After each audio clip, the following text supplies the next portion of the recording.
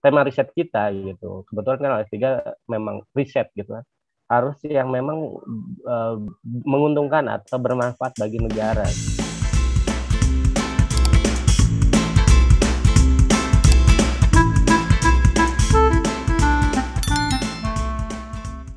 Selamat siang sahabat literasi, salam sehat, salam semangat. Terima kasih untuk hari ini kembali stay tune di podcast Literasi Komunikasi. Podcast yang berbicara tentang hal-hal terkait literasi, pendidikan, sekolah, beasiswa, pembelajaran, dan juga terkait komunikasi. Kita akan menyuarakan dari banyak perspektif. Kali ini kita akan mencoba berdiskusi dengan sahabat saya.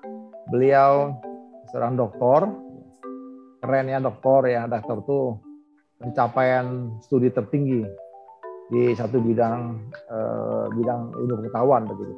Beliau langsung kita Pak Yudi. Bagaimana kabarnya Pak Yudi? Sehat-sehat?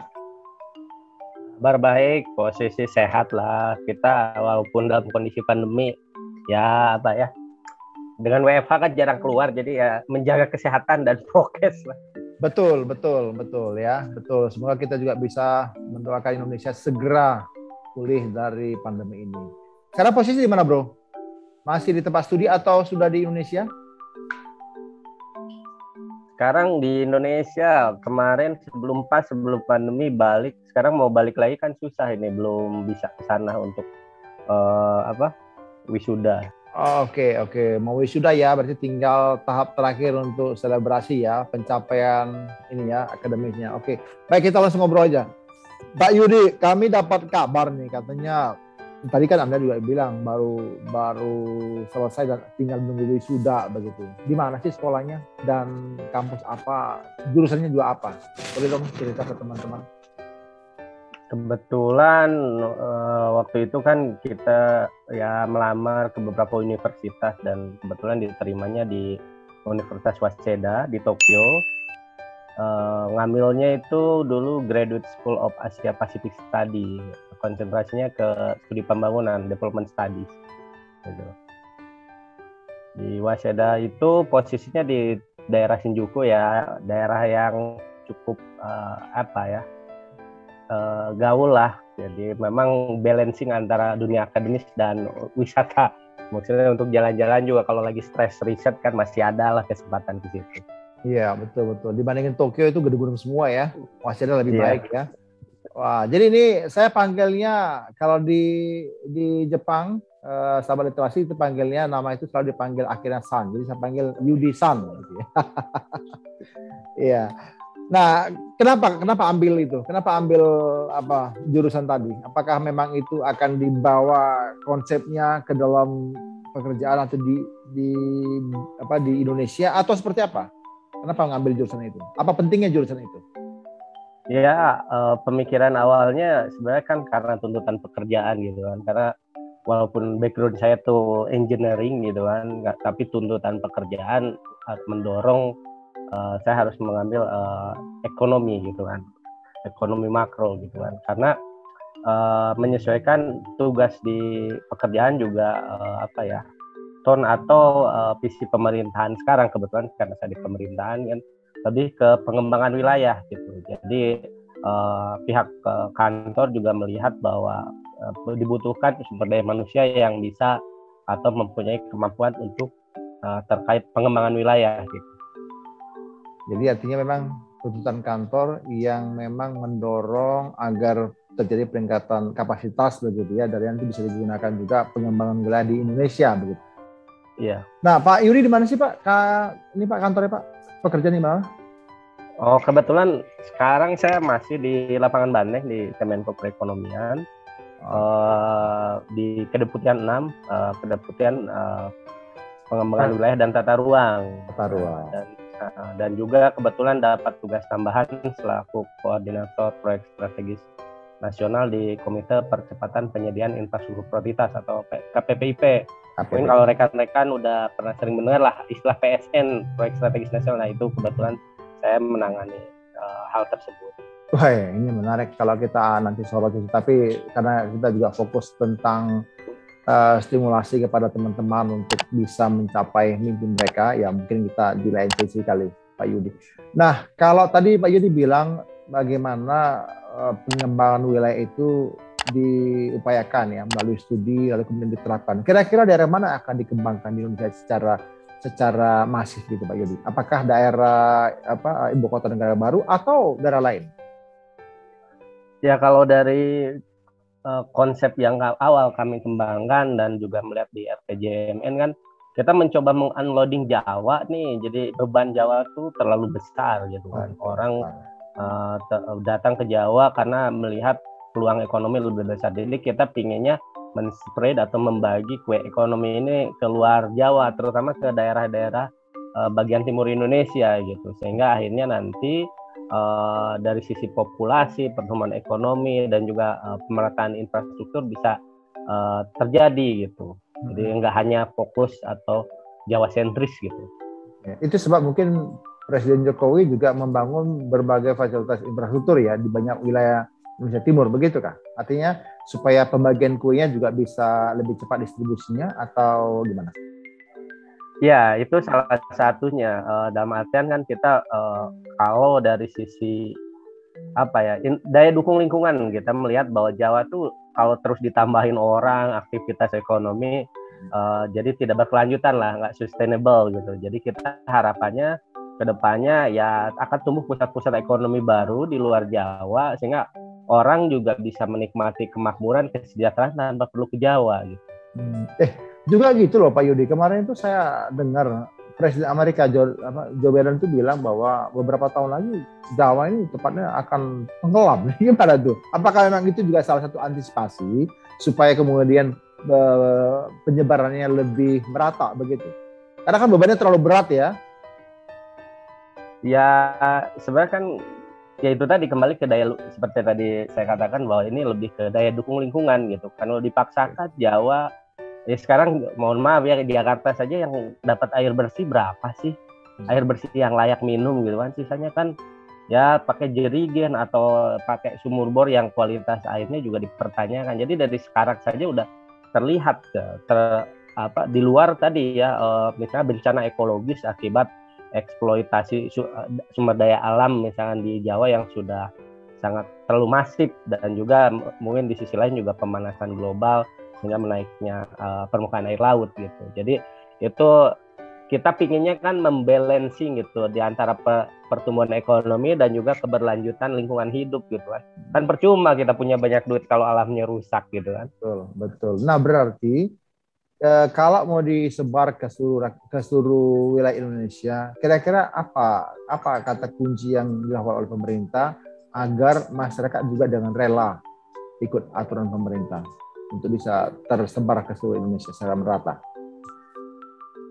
Sebenarnya ya kalau di view di development study atau di studi pembangunan itu kan pemerataan infrastruktur gitu kan. Orang tuh kan mencari kenyamanan. Saya pingin kalau berobat ada rumah sakit. Saya pingin kalau kemana-mana jalan mulus gitu. Saya pingin ada listrik. Saya pingin akses internet. Nah ini sebenarnya kan kenapa orang berkumpul di suatu tempat aglomerasi gitu karena ada tuntutan kebutuhan untuk infrastruktur itu tadi karena pingin nyaman gitu. Namanya manusia pasti mencari kenyamanan. Nah kita mencoba membangun infrastruktur itu di seluruh Indonesia didistribusikan sehingga kenyamanan itu terbagi gitu di seluruh Indonesia. Jadi orang untuk mencari kenyamanan tidak harus ke Jawa, untuk mencari peluang ekonomi tidak harus ke Jawa gitu. Nah ini sebenarnya kata kuncinya itu ya infrastruktur dan di view di salah satu teori juga mengatakan bahwa ini bisa dikatakan urat nadi dari ekonomi gitu.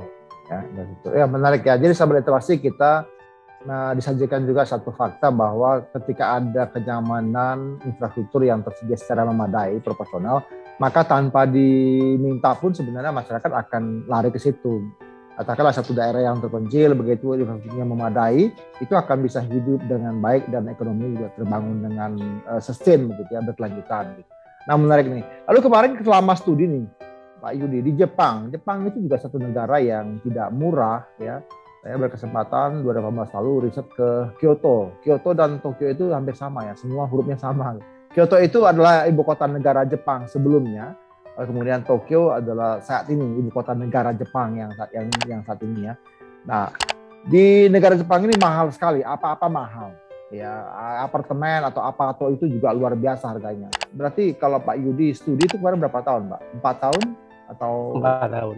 4 tahun. Nah, bayangkan 4 tahun itu kan perlu kos yang luar biasa. Dari mana tuh Pak uangnya, Pak? Dari pemerintah kah atau kocak sendiri atau mungkin dari mertua? Dari mana tuh? Ya kebetulan kita kan ya malum ya dari kampung, kita nggak punya apa-apa, dulu berdatang ke Jakarta gitu pas-pasan ya, tahu sendiri lah gaji PNS berapa gitu kan. Ya kalau nggak dapat fasilitas beasiswa dari pemerintah, sangat muskil lah kita bisa sekolah, apalagi sampai S3 di luar negeri pula gitu. Jadi ya alhamdulillah waktu itu saya dapat beasiswa dari LPDP gitu. LPDP itu Lembaga Pengelola Dana Pendidikan. Ya, yang di bawah Kemenq itu. Oke, nah gimana dulu dapatnya? Kan mungkin sahabat literasi bertanya-tanya ini, ya Pak Yudi kan PNS, mungkin dapat informasinya cepat. Lah saya di kampung, nggak ada informasi, saya gimana dapatnya? Gimana Pak cara dapat dulu Pak? Dan bagaimana tipsnya Pak Yudi supaya lolos? Saya sebelum berbicara kampung, saya akan tarik dulu ketika dulu saya S2. Saya dulu S2 itu di daerah yang mohon maaf akses internet aja susah gitu kan. Di mana Jadi tuh? Untuk cari di Subang, Subang Okay. Kabupaten. Subang sekarang sih udah Subang teh sebelahnya Bandungnya. Ya itu. Jadi untuk mencari-cari informasi beasiswa itu ya sangat terbatas gitu. Apalagi dari jalur birokrasi juga kan kadang penawaran beasiswa biasa hari-hari mepet lah kasarnya kan. Jadi ya kita berperan aktif mencari di internet waktu itu ya.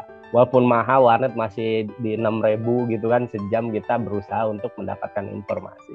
Nah sama case-nya juga ketika kita mencari beasiswa LPDP juga ini sama, dalam artian kita mencari informasi by internet. Cuma ada yang menariknya begini gitu kan.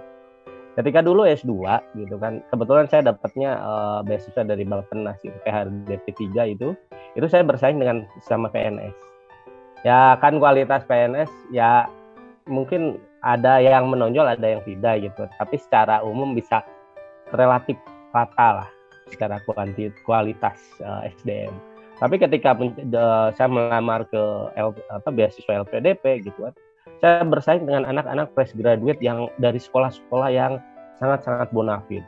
Angkatan saya dengan Pak Raja itu dulu kalau nggak salah ada 25 orang yang keterimanya Oxford gitu atau Cambridge, saya lupa. Jadi bagaimana sebenarnya waktu itu gitu kan kita di istilahnya yang sudah bekerja, yang mungkin dari udah agak-agak lupa materi kuliah dulu gitu kan, dibenturkan dengan anak-anak fresh graduate dari sekolah-sekolah atau dari universitas yang bonafit gitu kan. Nah ini jadi menurut saya ya dari sisi persaingan gitu kan, LPDP itu lebih berat gitu kan sebenarnya. Ya memang ada afirmasi kalau sekarang gitu kan, ada beasiswa afirmasi, terus beasiswa untuk yang berasal dari timur Indonesia dan sebagainya. Tapi waktu dulu ya privilege-nya ya kita bertarung di pasar bebas lah kasarnya. Kalau yang waktu beasiswa S2 kan kita bertarung sesama PNS gitu kan. Jadi kompetisinya ya skupnya tidak selebar yang dengan LPDP gitu kan. Itu satu. Terus yang kedua ya kita juga melihat bahwa persyaratannya juga LPDP cukup berat, dalam salah satunya terkait bahasa Inggris waktu itu kan. Bahasa Inggrisnya juga kan ya tahu sendirilah, biaya ujian TOEFL tuh berapa gitu. Sekarang kan lumayan menguras kocek, IELTS apalagi gitu kan. Nah sebenarnya kita mencoba gitu kan ya dengan kemampuannya ada, menabung gitu, mencoba ikut TOEFL gitu, dengan harapan ketika momentumnya dapat kita melamar gitu kan. Nah, waktu itu juga sama case-nya waktu karena memang pengumuman juga injury time, terus juga kalau dari PNS kan ada birokrasi sebelum bisa tugas belajar gitu kan, ya kita juga sebelum melamar ke LPDP tuh di birokrasi di dalamnya juga cukup berat gitu kan. Nah akhirnya kita berhasil daftar di LPDP gitu kan, one shoot ternyata bisa lolos gitu. Cuma memang kalau tadi bertanya tips dan triknya, yang pertama sih saya melihat bahwa tema riset ini harus tema riset kita gitu. Kebetulan kan S3 memang riset gitu kan. Harus yang memang menguntungkan atau bermanfaat bagi negara gitu. Itu satu.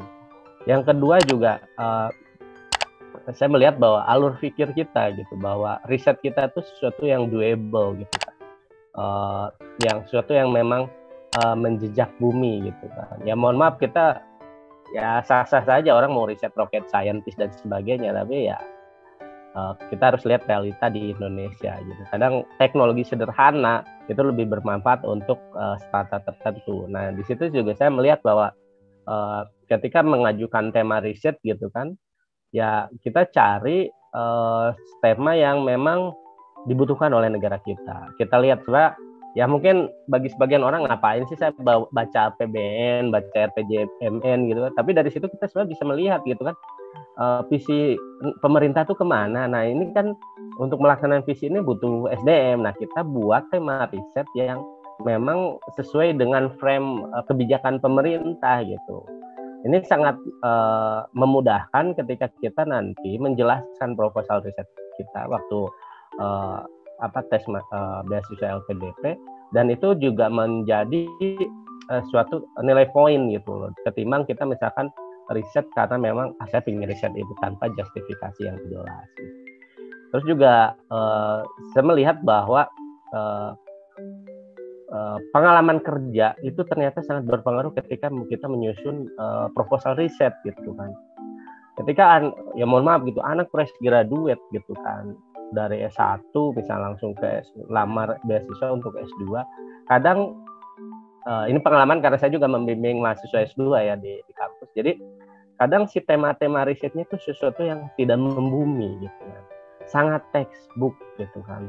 Bukan ya oke lah, itu sesuatu yang sangat-sangat baru, kebaruan gitu, canggih dan sebagainya. Tapi ini sangat textbook, dan ketika kita coba explore gitu kan, wah masyarakat di strata, maksudnya strata mayoritas Indonesia ini nggak butuh ini. Nah mungkin itu yang saya bisa kasih gambaran bahwa yang terpenting itu bahwa tema riset kita memang doable dan memang bermanfaat. Itu sebenarnya yang menjadi kunci, karena ya kita tahu bahwa visi dari kenapa ada LPDP juga salah satunya mengeskalat atau meningkatkan kualitas sumber daya manusia di Indonesia gitu. Jadi ada 3 hal tadi saya catat, bahwa untuk tipsnya kepada sahabat literasi, yang pertama adalah persiapan itu jangan tunggu injury time gitu ya, berarti minggu depan mau tes baru kemudian Anda sekarang itu baru siap-siap. Kalau bisa tuh cicil ya, terutama tentang bahasa itu kan bisa dilatih, bisa train, bisa bisa ikut kursus begitu, kemudian dapat lagi tes. Kalau sekali nggak lolos, belum lolos berapa nilainya, bisa lagi kedua kali. Tapi sebelum itu Anda perlu cari tahu dulu kira-kira LPDP atau kampus tujuan yang Anda akan masuk itu adalah salah satu kampus atau syarat yang bisa dipenuhi, misalnya berapa nilai skor TOEFL-nya, IELTS-nya, kemudian JRM-nya, kalau dia masih pakai angka-angka hitungan statistiknya begitu. Anda perlu hitung itu, lalu tetapkan berapa lama untuk persiapan itu. Itu pertama ya, persiapan. Yang kedua tadi tentang persiapan juga terkait dengan apa yang dibutuhkan negara. Betul ya. Jadi RPJM itu bisa dibaca oleh semua masyarakat ya, Pak Yudi ya? Ada, tinggal download di website Bappenas juga ada. Oke. Jadi sahabat literasi, ini hal yang baru nih. Jadi teman-teman bisa cari tahu tuh, baca RPJM. Ya, Anda tidak langsung menjadi seorang analis kebijakan pemerintah, tidak. Tapi dengan begitu, tadi Pak Yudi sampaikan satu clue yang penting. Dengan begitu kita tahu nih, pemerintah katakanlah untuk memanfaatkan bonus demografi 2030 nanti, itu akan memerlukan apa-apa saja. Nah, kita masuk di situ. Itu yang perlu kita lakukan, risetnya kita studi di situ, di kampus mana begitu. Itu tuh menarik tuh. Artinya kita sudah dapat dulu clue. Ketika nanti kita wawancara, kita bisa jelasin kepada reviewer, saya mau begini karena ini kebutuhan negara begitu ya. Itu yang kedua. Yang ketiga tadi adalah Pak Yuri tadi bilang bagaimana itu kita coba terus ya, Pak Yuri kemarin tadi tuh kan bilang sekali one shot ya langsung masuk ya. Pernah coba nggak sebelumnya beasiswa lain? Saya pernah yang itu Australia Award gitu kan. Itu cuma waktu itu ternyata alurnya agak sedikit berbeda gitu dari beasiswa yang saya pernah ikuti sebelumnya. Tapi ya saya juga ngalamin juga kan short course gitu kan, nyobain sistem pendidikan di sana gitu, dan dari situ dari sistem pendidikannya enak gitu kan, dalam artian kita proses ajar mengajar, proses diskusinya itu sangat-sangat terbuka, terus juga membuka wawasan kita gitu. Jadi tidak dogmatis atau tidak kaku. Cuma ternyata selain itu ya ada masalah kultur gitu kan. Makanya ketika itu kemudian saya mencoba akhirnya memilih kembali ke Jepang karena secara kultur kan itu masih Asia gitu, masih dekat lah. Jadi karena saya melihat bahwa ada beberapa teman dulu waktu beasiswa yang sebelumnya juga kadang bukan masalah IQ saja ternyata gitu kan, udah pintar gitu tapi ternyata kok bisa tidak sukses, ternyata ada masalah kultur yang ya kultur shock lah. Jadi kan biasa misalnya di Indonesia kumpul-kumpul nongkrong-nongkrong gitu kan, ternyata di sana orangnya individualis, jadi merasa ada satu yang kosong, emptiness, akhirnya jadi nggak fokus dan hal-hal lain lah gitu. Jadi ini yang penting juga gitu kan. Jadi sebelum kita mengambil atau memilih universitas atau beasiswa juga kita harus melihat sanggup nggak kita untuk mengadaptasi kultur itu, atau misalnya terlalu berat atau misalkan nanti malah mengganggu konsentrasi pembelajaran kita. Ini sih. Iya, jadi tadi Pak Yudi juga sampaikan kepada kita sahabat literasi bahwa ketika beliau dulu S2, saingannya itu dia bertarung kepada sesama SASN, kita PNS begitu. Yang rata-rata memang kualitasnya hampir sama begitu ya. Nah, tapi ketika bertarung di LPDP ini pertarungan bebas begitu. ada rekan-rekan yang memang baru berapa belas tahun gitu ya, sudah selesai S1 sekarang mau S2, dia punya kepiawaian luar biasa gitu ya, IQ yang luar biasa tinggi sekali, sampai kita juga kadang-kadang sulit juga berkomunikasi begitu, terlalu pintar begitu. Nah, bertemu dengan orang-orang yang seusia kami begitu ya, itu juga bukan hal yang mudah. Tapi saya mau katakan begini sahabat literasi, seberapapun usia kita, selama kita memang masih tetap mau berjuang mendapatkan usia itu bisa. Cuman, saya wanti-wanti nih, untuk LPDP ada persyaratan usia. Jadi monggo teman-teman sahabat literasi itu browsing ke websitenya LPDP, lalu lihat apa saja persyaratan yang ada di situ. Oke, jadi 4 tahun Pak Yudi di Jepang. Bawa keluarga Pak Yudi? Oh, kebetulan keluarga berkunjung. Karena memang saya melihat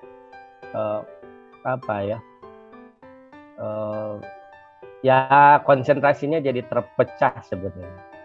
Di satu sisi kita bisa ngasih experience ke keluarga, tapi di sisi lain juga anak sakit, rapat orang tua di sekolah dan sebagainya, itu juga sebenarnya cukup menyita waktu gitu ya. Gitu. Tapi ya itu sih kembali ke personalnya gitu, dalam artian sanggup kan menghandling itu, serta mungkin ada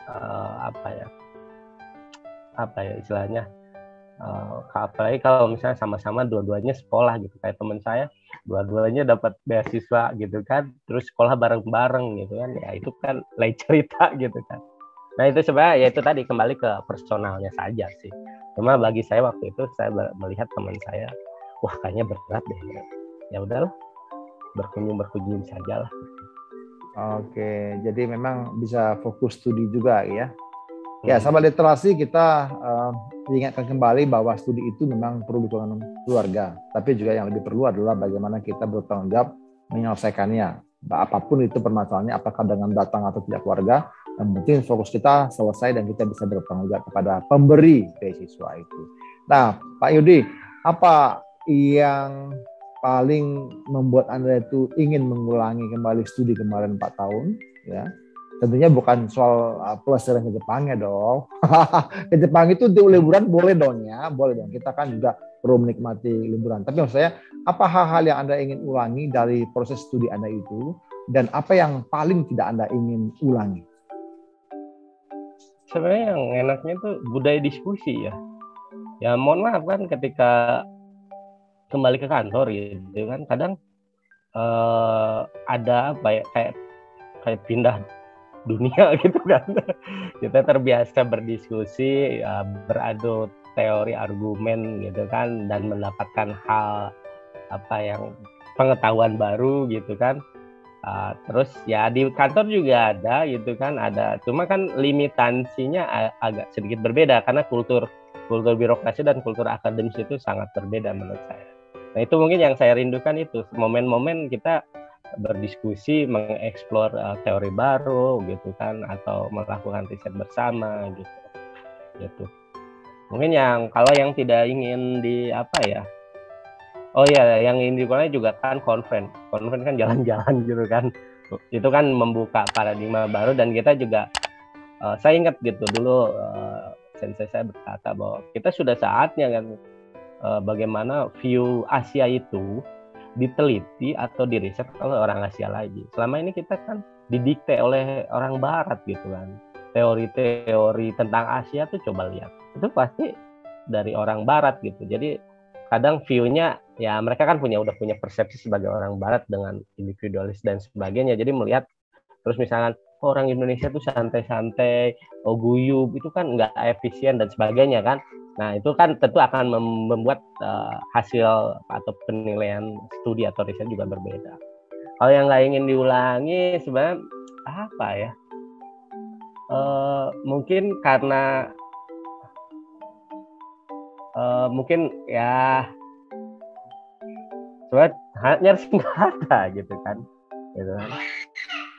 Paling ya masalah apa ya? Masalah pembelajaran ketika harus belajar sesuatu yang baru aja. Kadang misalnya gini, ketika dulu kita metodenya itu metode statistiknya A, ternyata sensei mintanya B misalnya. Atau misalkan ketika dulu kita riset misalkan menurut kita ini bagusnya seperti ini gitu kan, tapi ternyata ya karena kita juga, nah itu tadi pemilihan jurusan harus lihat-lihat juga gitu kan, tone-nya kemana gitu kan, jangan sampai kita di lab jadi outlier gitu, karena tema riset kita agak begitu berbeda gitu kan dengan majority di lab tersebut. Jadi mungkin itu saja sih, kadang nggak maunya tuh kita udah capek-capek nyusul proposal terus rombak sampai 80% ya sama aja itu bikin baru. Nah itu aja sih. Jadi ada pengulangan-pengulangan yang sebenarnya kita bisa antisipasi sebelumnya gitu ya. Iya. Kita indah gitu. Oke. Menarik ya sahabat literasi. Ini hal-hal yang baru yang real dialami oleh Pak Yudi ketika beliau studi di Waseda University. Berarti nanti wisuda bulan berapa nih Pak? Saya sih target di Maret, tapi ya itu lihat kondisi ini apa pandemi seperti apa. Oke. Apakah dibuka apa tidak ya? Kemarin aja Olimpiade aja kemarin juga ini ya naik juga ya angkanya. Iya, ya kan lucu gitu, berjuang bertahun-tahun kok nggak naik podium. Gak punya foto buat dipajang gitu di rumah. Dan itu sudah diundur kan? Ya udah diundur juga harusnya kan? Harusnya kan diundur kan ya? Iya benar. Nah, apa nih pesan Pak Yudi kepada sahabat literasi yang mungkin punya dreams mau ikut langkahnya Pak Yudi? Lalu tadi kan persiapan sudah, mungkin langkah-langkah apa pesannya Pak Yudi yang paling harus diperhatikan oleh teman-teman supaya tingkat keberhasilannya lebih tinggi. Meskipun tergantung pada ini ya, pada sahabat literasi. Yang pertama, yakinkan dulu kita bisa, bahwa impossible is nothing. Oh, kayak iklan aja nih. Tapi memang dari apapun sebenarnya ya, istilahnya kan kalau orang lain bisa, kenapa tidak gitu kan. Bahwa semua orang tuh punya kesempatan. Tuhan sudah menciptakan otak kita tuh, nggak ada otak kita, otak bodoh gitu. Yang ada itu mau atau tidak gitu. Nah itu tadi, jadi kita harus bertanya ke diri kita mau atau tidak. Masalah bisa dipelajari, itu satu. Terus yang kedua ya pencarian passion riset sama tema yang dibutuhkan di Indonesia. Terus yang ketiga juga kita jangan mengkelas-kelaskan universitas. Ini sebenarnya yang memang perlu, ini juga jadi pembelajaran gitu. Kalau dulu kenapa misalkan ketika saya memilih Waseda tuh karena ini berdasarkan rating itu ya salah satu universitas 10 besar gitu di Jepang. Padahal ternyata setelah saya masuk, karena sistem pembelajarannya itu sama gitu. Rata. Kalau di negara maju itu cenderung ada standarisasi yang istilahnya tidak jauh berbeda gitu. Yang membedakan itu sebenarnya lebih ke output dari riset tersebut gitu kan. Bagaimana, apakah itu memang diterima industri atau tidak. Itu yang sebenarnya yang kadang membuat suatu universitas bisa sangat dikenal bonafit karena produk outputnya itu yang sangat berguna bagi masyarakat gitu. Tapi ya itu tadi, semua itu kembali lagi ke kitanya gitu. Anda mau di universitas yang bagus sekalipun, kalau Andanya tidak berusaha maksimal optimal ya sosial gitu aja gitu kan. Gitu. Jadi sebenarnya kembali ke kitanya. Anda mau di universitas ya mohon maaf gitu kan. S1 saya tuh bukan dari sekolah bonafit gitu kan. Tapi ya waktu itu orang tua saya bilang sekolah tuh gimana orangnya. Gitu. Anda mau di sekolah bagus tuh, kalau Anda brengsek ya brengsek saja. Nah itu mungkin jadi itu bahwa kita harus yakin kita bisa. Terus yang kedua ya itu semua sebenarnya tergantung pada diri kita. Lingkungan itu hanya supporting saja gitu kan. Gitu. Dan sebagus apapun lingkungannya, kalau kitanya yang tidak konsisten, tidak berniat untuk memperbaiki, ya tidak akan ada perubahan lah. Itu mungkin. Ya, terima kasih Pak Yudi. Jadi sahabat literasi, sekali lagi kita diingatkan tentang hal yang penting adalah bahwa sekolah itu bukan soal wadahnya, ya wadah itu artinya kampusnya, tapi tergantung daripada kita sendiri. Nah saat ini kan sahabat literasi yang memang punya mimpi yang tinggi, pengen sekolah yang tinggi, dan mungkin bisa gratis begitu ya, itu sangat mungkin terjadi. Tapi sekali lagi itu kembali kepada Anda. Apakah Anda memang mau, kalau memang sungguh-sungguh tetapkan dari sekarang, cari informasi sebanyak mungkin, dan podcast ini menjadi salah satu dari sekian banyak memberi informasi yang bisa Anda pantengin, dapatkan pembelajaran dari teman-teman. Bukan hanya pembelajaran tentang studinya, bukan hanya pembelajaran mau masuk kampusnya, tapi juga bagaimana pembelajaran ketika studi sudah selesai, bagaimana kita implementasi nanti di lapangan. Beberapa narasumber yang sudah berbicara dalam podcast ini juga menyampaikan hal-hal yang sangat-sangat humanis sekali, bagaimana mereka juga dari keluarga yang sangat susah, ketika mereka berjuang, melihat ada peluang, mereka ikut, dan akhirnya bisa berhasil begitu. Itu pembelajaran yang kami harapkan bisa diteruskan kepada kita semua. Jadi terima kasih Pak Yudi untuk waktunya yang sudah berada saat ini lagi WFH ya Pak ya. Semoga tetap sehat. Salam untuk keluarga. Tetap semangat begitu. Jadi ya untuk sahabat literasi, saya mengucapkan terima kasih. Saya Raja Nabi Cepulu pamit undur.